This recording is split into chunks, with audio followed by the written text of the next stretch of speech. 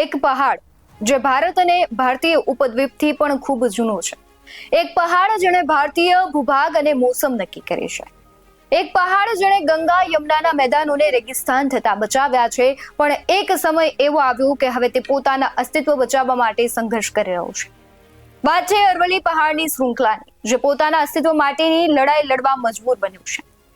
જે પહાડોએ યુગોથી ગુજરાત અને રાજસ્થાનની રક્ષા કરી, જેણે રણને આગળ વધતા અટકાવ્યું અને જે આપણી સંસ્કૃતિના સાક્ષી રહ્યા, આજે એ જ અરવલ્લીના પહાડો જોખમમાં મુકાયા છે. અરવલ્લી માત્ર પથ્થરોનો ઢગલો નથી, એ તો કુદરતનું વરદાન છે.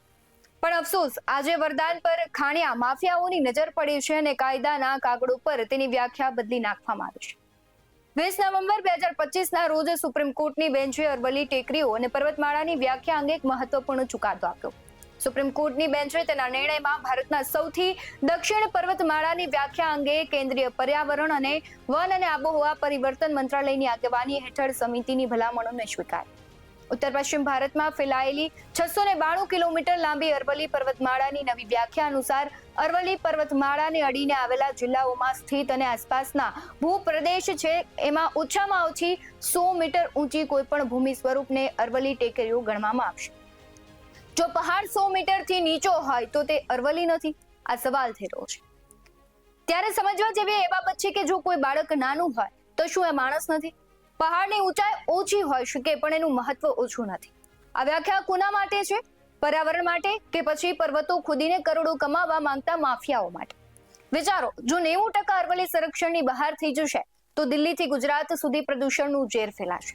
રણ આપણી ખેતી લાયક જમીનને ગળી જશે. શું આપણે આવનારી પેઢીને માત્ર ધૂળ અને પથ્થરોનો જ વારસો આપવા માંગીએ છીએ? બીજી બાજુ અરવલ્લીના ખેડૂતોની જમીન પર પોલીસના બૂટ પડી રહ્યા છે. માજુમ ડેમ હોય કે પર્વતમાળાને તળેટીના ગામો, ખેડૂતની માલિકીની જમીન પર ખાનગી કંપનીઓ દાદાગીરી કરી રહી છે.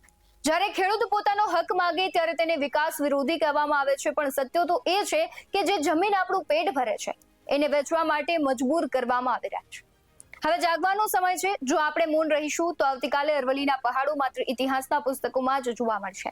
આ લડાઈ માત્ર જમીનની નથી, આ લડાઈ આપણા અસ્તિત્વની છે, આપણા પર્યાવરણની છે અને આપણા આવતીકાલની છે. અરવલ્લી બચાવો, ગુજરાત બચાવો આવા અભિયાનો પણ શરૂ થવા લાગ્યા છે.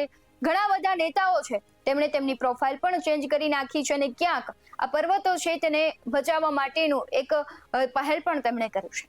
અરવલ્લીના પહાડોમાં તમે જુઓ તો માર્બલ, ગ્રેનાઇટ અને અન્ય ખનિજોનો ભંડાર છે. આર્થિક લાભ ખાતર મોટા પાયે માઇનિંગ પ્રવૃત્તિઓ ચાલી રહી છે. તેમાં કશું ખોટું નથી અને તે જગ જાહેર છે. સુપ્રીમ કોર્ટનું જે કડક વલણ છે, છતાં અનેક વિસ્તારોમાં પહાડોનું અસ્તિત્વ ભૂસાઈ રહ્યું છે. એ સમજવું જરૂરી છે કે પર્યાવરણ માટે ખતરો કેમ છે. કારણ કે અરવલ્લીનું જે નિકંદન નીકાળવાથી રણ પ્રદેશ છે તે હવે આગળ વધશે. અરવલ્લી એ થરના રણ અને ફળદ્રુપ જમીન વચ્ચે એક દિવાલ સમાન છે. જો આ પહાડો દૂર થશે તો રણની રેતી આગળ વધશે અને ખેતીલાયક જમીન છે તે બંજર બનાવી દેશે. જે પહાડી વિસ્તારો છે, ખાસ કરીને જે પહાડો છે, તે વરસાદી પાણીને રોકીને જમીનમાં ઉતારવાનું કામ કરે છે અને જો પહાડો જ કપાશે તો જળસ્તર નીચા જશે. તો બીજી બાજુ નુકસાન એ થવાનું છે કે ગ્રીન વોલનો જે નાશ થશે, ગ્રીન વોલનો નાશ થશે તો વન્યજીવોને સ્થળાંતર કરવું પડશે. આમ પણ આપણે જોઈએ છે કે દીપડા અને અન્ય વન્ય પ્રાણીઓ છે એના રહેઠાણ છીનવાઈ રહ્યા છે, જેના કારણે માનવ પ્રાણી સંઘર્ષની ઘટનાઓ પણ વધી રહી છે. હવે તમે જુઓ કે આ નિર્ણય જે લેવાયો છે તેના બાદ આગળનો માર્ગ શું હોઈ શકે? કારણ કે નિર્ણય લેવાઈ ગયો છે, પરંતુ તેનાથી હવે બચી કેવી રીતના શકાશે? વન નાબૂદીને રોકવી પડશે. જે વિસ્તારોમાં ખાણકામ બંધ થયું છે ત્યાં મોટા પાયે વૃક્ષારોપણ કરવું પડશે. ડ્રોન સર્વેલન્સની પણ મદદ લેવી પડશે, એટલે કે ગેરકાયદેસર ખનન રોકવા માટે ટેકનોલોજીનો ઉપયોગ કરવો જરૂરી છે. ઇકો ટુરિઝમને પણ મહત્વ આપવું પડશે, કારણ કે ખાણકામને બદલે પર્યાવરણને નુકસાન ન થાય તેવા પ્રવાસન ઉદ્યોગને પ્રોત્સાહન આપવું જોશે. અને તમે એક વસ્તુ જુઓ કે છેલ્લા 50 વર્ષમાં ગેરકાયદેસર માઇનિંગને કારણે 31 પર્વતો ગાયબ થયા છે. કુલ 12,081 માઉન્ટેન હતા, જેમાંથી હવે 1048 જ જે 100 ફૂટ બેન્ચમાર્કમાં બચશે. એટલે કે જે પ્રમાણે નિર્ણય લેવામાં આવ્યો છે સુપ્રીમ કોર્ટ દ્વારા, એ અરવલ્લીના જે પહાડો હતા, કેટલી ખૂબ મોટી સંખ્યામાં 12,081, એમાંથી હવે જે નિકંદન થશે, જે 100 મીટરની રેન્જમાં હશે એને જ પર્વત માનવામાં આવશે. એટલે 1048 છે એ જ હવે બચશે.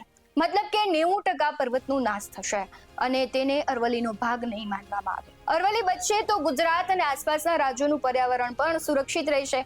આમ પણ આપણે જોઈએ છે કે અત્યારે પ્રદૂષણ કેટલું વધી રહ્યું છે. એક શ્વાસ કે જે માનવ જીવનને ટકાવી રાખવા માટે ખૂબ મહત્વપૂર્ણ છે, પણ જો વૃક્ષ નહીં હોય તો એ ચોખ્ખો આપને ઓક્સિજન ક્યાંથી મળશે? અને કહેવાય છે કે માનવ જીવન છે તે પતન તરફ ધીમે ધીમે જતું જશે.